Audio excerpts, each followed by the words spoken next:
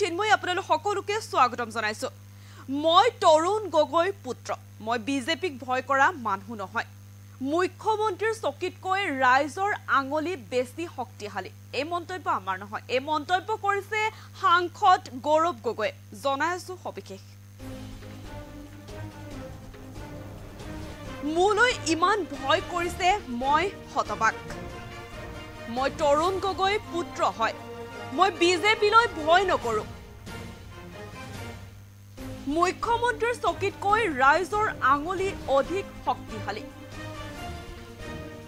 গোটেই বিজেপিৰ ইকোচিষ্টেম মোৰ লগত ব্যস্ত।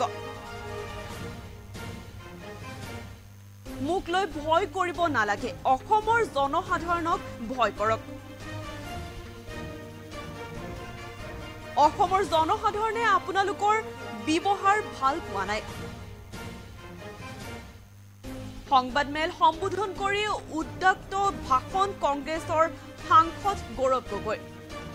এই মুহূৰ্তত জনাইছো আপোনালোকক আজি সংবাদমেল সম্বোধন কৰি আচলতে মন্তব্য কৰিছে সাংসদগৰাকীয়ে।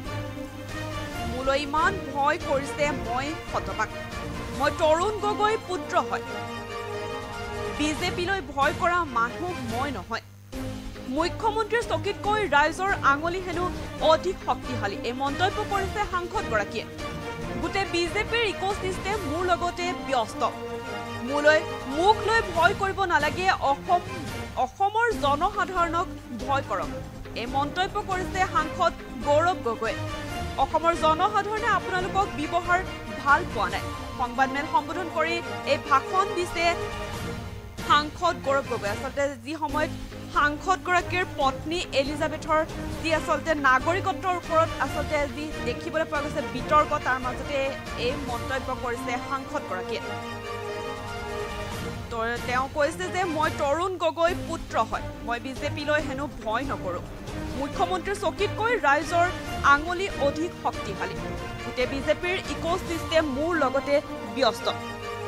মোক লৈ ভয় কৰিব নালাগে। মন্তব্য কৰিছে সাংসদগৰাকীয়ে। তেওঁক লৈ ভয় কৰিব নালাগে। অসমৰ জনসাধাৰণক ভয় কৰক। অসমৰ জনসাধাৰণে আপোনালোকৰ ব্যৱহাৰ ভাল পোৱা নাই। মন্তব্য কৰিছে সংবাদমেল সম্বোধন কৰি এই ভাষণ কংগ্ৰেছৰ সাংসদ গৌৰৱ গগৈ। গৌৰৱ গগৈ সন্দৰ্ভত মন্তব্য আছে, আমি শুনাব বিচাৰিছো।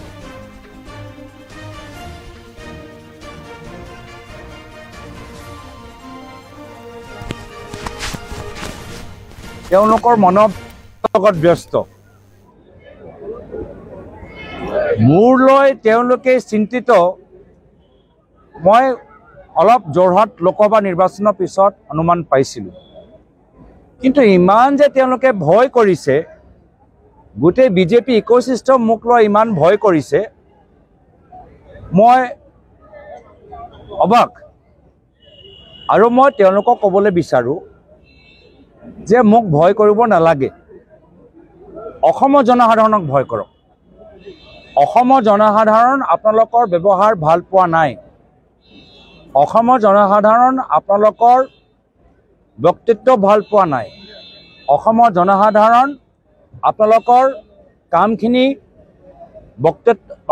কথাখিনি ভাল পোৱা নাই।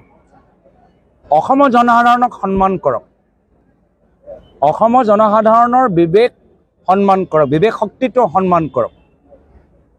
আজি যি ফেচবুক টুইটাৰ লৈ তেওঁলোকে বিভিন্ন ধৰণৰ যিখিনি অভিযোগ দাঙি ধৰিছে, সেই গোটেই ফেচবুক টুইটাৰ আজি ৰাজহুৱা। একোতো লুকাই ৰখা নাই। চব গোপন, এটাও কথা গোপন নহয়। চব ৰাজহুৱা কথাখিনি আছে। এই একে ফেচবুক টুইটাৰ অসমৰ জনসাধাৰণেও চাব পাৰে। মই অসমৰ জনসাধাৰণক আজি নিজৰ ফেচবুক যোগেদি গোটেইখিনি কথা মই স্পষ্ট কৰি দিছোঁৱে।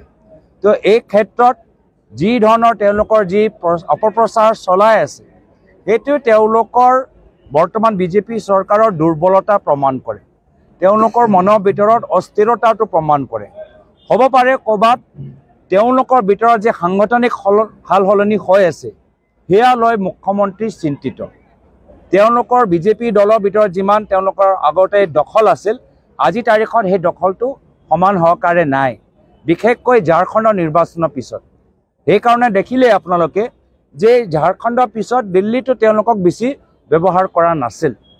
আৰু অস্থিৰ হোৱা কাৰণ আৰু এটা আছে যে যেতিয়াৰ পৰা তেওঁ বিচৰা নাছিলে, কিন্তু যেতিয়াৰ পৰা অবৈধ কলা খনন অলপ তেওঁলোকে স্থগিত কৰিবলৈ হ'ল, বহুত কোটি কোটি টকা তেওঁৰ দলৰ ক্ষতি হৈছে, লোকচান হৈছে, হাজাৰ হাজাৰ কোটি টকা। আৰু যিমান অংকৰ আছে মই সেইটোও জানে, এই তথ্যবোৰো মোৰ আছে যে মুখ্যমন্ত্ৰী আজি তেওঁৰ ওপৰত কিমান আঘাত পৰিছে, যে তেওঁ সেই কয়লা চিণ্ডিকেটৰ সেই যে পইচা যে আগতে দলে পাই আছিলে, সেই পইচাটো এতিয়া নোপোৱা হ'ল, সেয়ালৈও তেওঁ শংকিত হৈ আছে। লগতে এইখন চৰকাৰৰ ওচৰত মাত্ৰ 12 মাহে আছে, 12 মাহলৈকে তেওঁলোকৰ মুখ্যমন্ত্ৰী গাদীৰ ওপৰত বহিব পাৰিব। তাৰপিছত অসমৰ জনসাধাৰণ তেওঁলোকে আঁতৰাই দিব। এতিয়া সেই ভয়, এই যে নিজৰ মাজত সেই নিজৰ ভিতৰৰ যে ভয়, এই ভয় লৈ কি কৰিব? এই ভয়টো কাৰোবাৰ ওপৰতো মানে এৰিব লাগিব, নিজৰ চিন্তাটো কাৰোবাৰ বেলেগৰ মূৰৰ ওপৰত ফাটিব লাগিব। তো সেইকাৰণে এতিয়া গোটেই বিজেপি ইক'চিষ্টেম মোক আৰু মোৰ পৰিয়ালক বদনাম কৰিবলৈ চেষ্টা কৰিছে। ভাবিছে যে এই ধৰণৰ অপপ্ৰচাৰ লৈ আমি বহি যাম, পিছুৱাই যাম, দল সলনি কৰিম, কিন্তু এইবোৰ চব নহ'ব। মই প্ৰয়াত তৰুণ গগৈদেৱৰ সন্তান। আমি বিজেপি গোটেই ইক'চিষ্টেম RSSৰ পৰা আমি ভয় নকৰোঁ। আমি সন্মুখৰ পৰা যুঁজি যাম, স্পষ্টবাদী হৈ আমি যুঁজি যাম, আৰু আমি অসমৰ জনসাধাৰণ হৈ আমি মাত মাতি যাম। আমাৰ মাটি কেলেংকাৰী কথাই হওক, খোৱা পানী কথাই কওক, আমাৰ নিবনুৱা সমস্যাৰ কথাই কওক, আমাৰ 6 জনগোষ্ঠী জনজাতিকৰণৰ কথাই হওক, আমি অসমৰ জনসাধাৰণৰ হৈ আমি মাত মাতি যামগৈ। আৰু অসমৰ জনসাধাৰণকো মই ধন্যবাদ, কৃতজ্ঞতা জ্ঞাপন কৰিছোঁ। এই সময়ত আমাক যথেষ্ট সমৰ্থন, আশীৰ্বাদ প্ৰদান কৰিছে। অসমৰ জনসাধাৰণৰ বিবেক শক্তিৰ ওপৰত মোৰ বিশ্বাস আছে। যিদৰে ঝাৰখণ্ডত গৈ মুখ্যমন্ত্ৰী আপ্ৰাণ চেষ্টা কৰিলেও ঝাৰখণ্ডৰ ৰাইজে তেওঁ অপপ্ৰচাৰৰ ওপৰত বিশ্বাস নকৰিলে, একে অৱস্থা অসমৰ ভিতৰত হ'বলৈ গৈছে। তেওঁ আপ্ৰাণ চেষ্টা কৰিলেও অসমৰ জনসাধাৰণ তেওঁৰ কথাখিনি গ্ৰহণ কৰা নাই, আৰু তেওঁলোকৰ আশীৰ্বাদ আজি আমাৰ লগত আছে। SIT কৰক কয়লাৰ ওপৰত, যে কয়লা যে ইমান যে তেওঁ বন্ধ যে কৰিবলৈ হ'ল, তো কাৰ নেতৃত্বত হ'ল?